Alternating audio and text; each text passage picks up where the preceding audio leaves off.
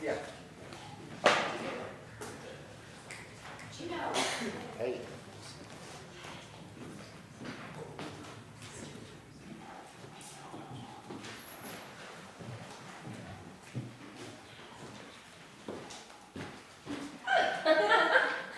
Pray, let me introduce myself. My name is Sly R. Sly R. What a very sweet name. Something tells me that we are going to be great friends. I like you already more than I can say. My first impression of people are never wrong, actually. Oh, how nice of you to like me after so much, after we've known each other for such a comparatively short time. Well, please sit down. I may call you Cecily, may I not? Oh, with pleasure. And you always call me Gwendolyn, of course, won't you? Oh, if you wish. Then this is all quite settled, is it not? I hope so.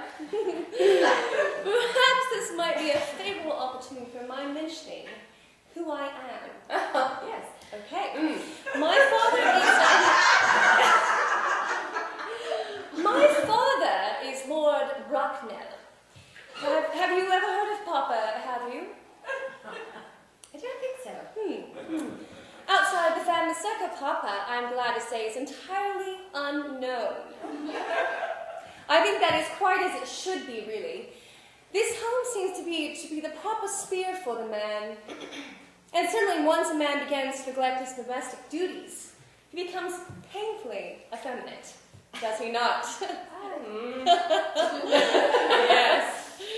And I don't like that. It makes men so very attractive. Cecily, Mama, whose views on education are remarkably strict, has brought me up to be extremely short-sighted. How discovered? It is part of her system, so do you mind me looking through my glasses at you? Oh, not at all. Gwendolyn. I'm very fond of being looked at. Okay. So, you're on a, There are no occasions for it. you're on a short visit, I suppose. Oh, no. I live here. Really? Uh-huh. Your mother, no doubt, or some family relative of advanced years resides here also, is that correct? No. I have no mother, nor, in fact, any relation. Indeed. Indeed. See, my dear guardian, with the assistance of Miss Prism, has the arduous task of looking after me. Your guardian? Mm-hmm. Yes, I'm Mr. Worthing's ward. Oh! It is strange he never mentioned to me that he has a ward. How secretive of him. He grows more interestingly hourly. So interesting. Ernest has a strong... That's okay. Ernest, he has a strong, upright nature. He's very soul of truth and honor. Disloyalty would be as impossible to him as deception. But even most men of the noblest possible moral character are extremely susceptible to influence of the physical charms of others, wouldn't you say?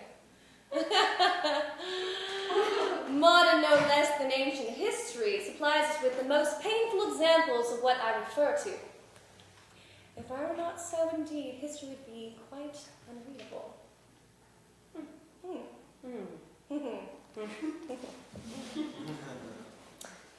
beg your pardon, Gwendolyn, did you say Ernest? Yes. But it's not Mr. Ernest Worthing who's my guardian, it's his brother, his elder brother. Ernest never mentioned he had a brother. I'm sorry to say they've not been on good terms for quite a long time. That accounts for it.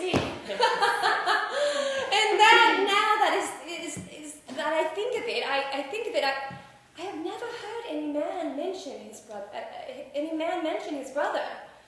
The subject seems distasteful to most men. Cecily, you have lifted a load from my mind. I was growing anxious. It would have been terrible if any cloud had come across our friendship like ours. Would it not? Ask. Of course, you're quite sure that it is not Mr. Ernest Worthing who is your guardian. Oh, quite sure. In fact, I'm going to be his. I beg your pardon. Yes, Gwendolyn. There's no reason why I should make it a secret from you. Our little country newspaper is sure to chronicle the fact next week. Mr. Ernest Worthing and I are engaged to be married. My darling Cecily, I think there might be some slight error. Oh, Mr. Ernest Worthing is engaged to me. Yes. The announcement will appear in the Morning Post on Saturday at the latest. I'm afraid you must be under some misconception. Ernest proposed to me exactly 10 minutes ago. Okay. It is very curious, for he asked me to be his wife yesterday afternoon at 5:30. If you would care to verify the incident, pray to do so. I am so sorry, dear Cecil, if it is any disappointment to you. If it's any disappointment to you, but I am afraid I have the prior claim.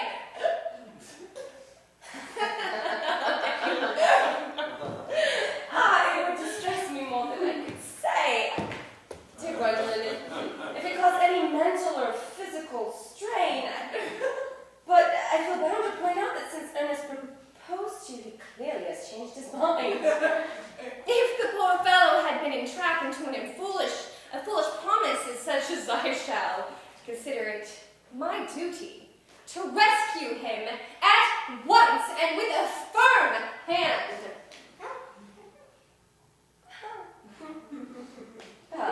Whatever unfortunate entanglement my dear boy may have gotten into, I will never reproach him, after we're married.